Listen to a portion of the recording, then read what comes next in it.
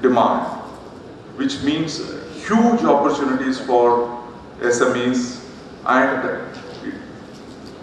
being a low-cost, very innovative, manufacturing hub in India, and opportunities are just nearby. We can make a lot of difference in capturing those markets. Electronic devices, Asia Pacific. Currently it is about 436. It's going to go to 580 in next few years. The largest market, for example, if you go to Malaysia, it's a big hub for many of these electronic goods which are being manufactured. Apart from China, what we keep talking about it, Malaysia is another big hub. And let's look at global apparel consumption. USA is at $230 billion. India is at 46 billion.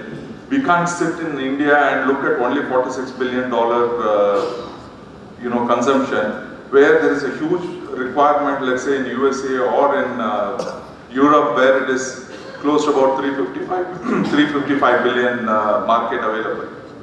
So our endeavor is to look at those markets instead of only looking at Indian market of smaller size of 45 billion. And this is the global trade and Indian export with textile and apparels. Indian export is at 9% CAGR.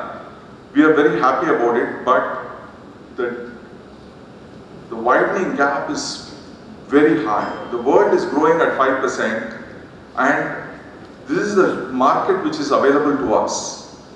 And interestingly, Vietnam has become second largest exporter of apparels to USA today. From nowhere, they were non-existent maybe a few years back, or maybe 10 years or 15 years back, and they have become the largest exporter. And another interesting analysis what we did on the apparels front, even though I am not from textile or any of this industry, I am basically from heavy engineering, engineered product. It's part of our exercise, we wanted to see what is the basic needs and things like that, which helps us in developing our marketing strategies. There is a widening gap between the polyester and cotton consumption. We have been heavily focused on cotton, whereas the world is moving towards polyester, and there is a huge gap which is again coming out. Another interesting statistics, one of our previous speaker also was talking about. In OECD countries, 95% of the firms are MSE, medium, small scale enterprises.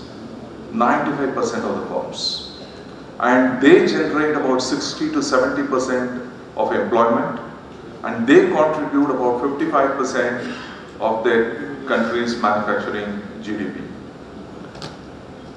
In India, unfortunate scene is only 40% is Indian workforce in SMEs, and 45% is manufacturing output.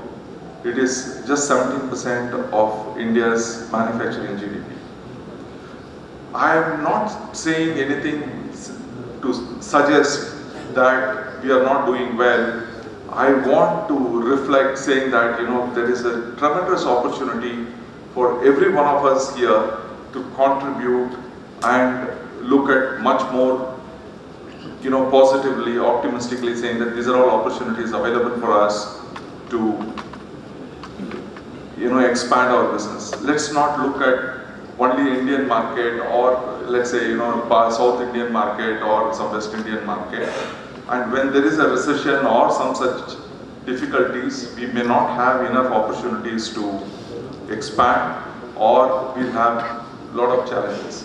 I just wanted to tell you, way back in 1985-86, no one was thinking of exports. In our group, we said, we will, when I say our group, it's heavy engineering of L&T that time. We said we will start exporting. We went to 3-4 countries. Those days getting a visa itself is a challenge. Getting a dollar for foreign travel is absolutely not easy at all. When we went there, first time when we showed our catalog, people were just looking at us not so encouraging. The way in which we used to submit our quotes or requests for proposals or any of those, it was absolutely not received well. And it was a very hard lesson we had for almost about 7 years when we made the first sale to Saudi Arabia. And then it started. And it was a lot of hard work and slogging. And today, I'm very proud to share with you that my business is almost about 80% is export. Actually, we are not worried about any of the industrial slowdown in this country or 1 or 2 more countries. It's not that industrial slowdown is only specific to India. Industrial slowdown is there for every country. Every country goes through that part of the phase. And when you have a very wide market, you are insulated from 1 or 2 countries' recession or any such issues. I'm very fortunate to address His Excellency from French Council. Is probably the first, I'm not sure, I just put apostrophe probably. We have put up a manufacturing facility in France today for the first nuclear fission reactor, which is sponsored by French government and consortium of 20 countries. The manufacturing fission reactor called Cryostat, and we have a manufacturing shop put up in France. So this is an opportunity where we started in 1983, where people have literally said that you don't know how to make even a leaflet, and we have moved with a lot of struggle, hard work, and a smart way of working, and commitment to say that we are not going to dependent on one geography or 1.5 geography. We will look at the whole world as our market. In this connection, I also wanted to talk to you about the challenges.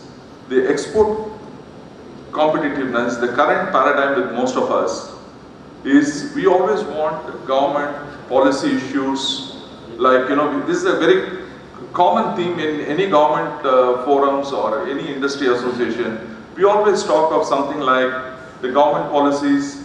We talk of saying that, inverted duty structure. We also talk of zero duty imports, export transaction cost is high, all that we keep talking about it. And then the next part of the discussion is the industry. We say the labor inflexibility is not there, raw material availability. This is an industry problem. And the working capital is an issue. We also have a technology issue. And I also wanted to mention, say that, the made in India, I'm not talking about make in India, I'm talking about made in India, a negative identifier. Because many of the countries used to have a feeling that made in India is not a quality product.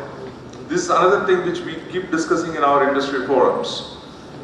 And we also talk of, at firm level, I'm talking about our individual levels, we say that, quality is only to dimensional accuracy. This is our paradigm. Somebody gives me an order for manufacturing something, we always look at only dimensional accuracies. We look at the performance, whatever we say that, on paper, this is the performance the equipment will do, and we are happy about it. We say this is the end of it. But the market doesn't look like that.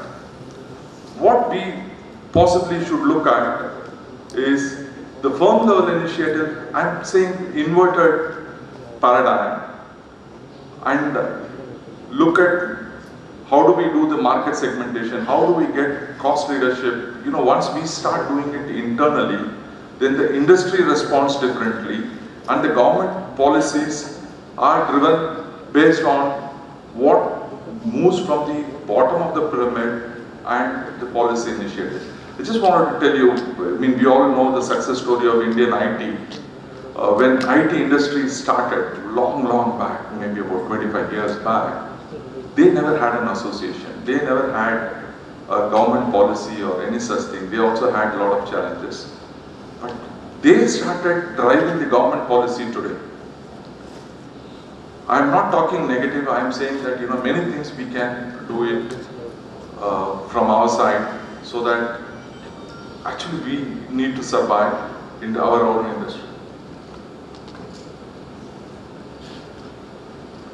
And only one thing which, out of my experience, I wanted to tell you, if you want to do in exports, safety, quality and sustainability. This is the three key issues which everybody wants us to look at it. This I will skip, I think.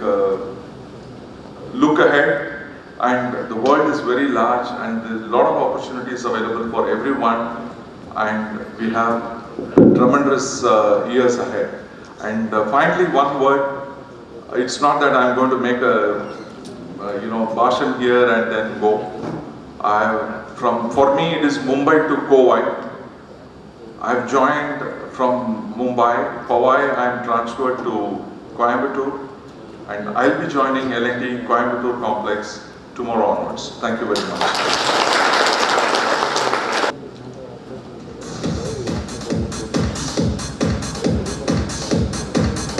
And a round of applause, and also invite him back to Coimbatore.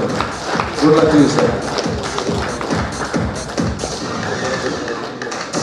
Ladies and gentlemen, without further ado, it's time for visual interlude of an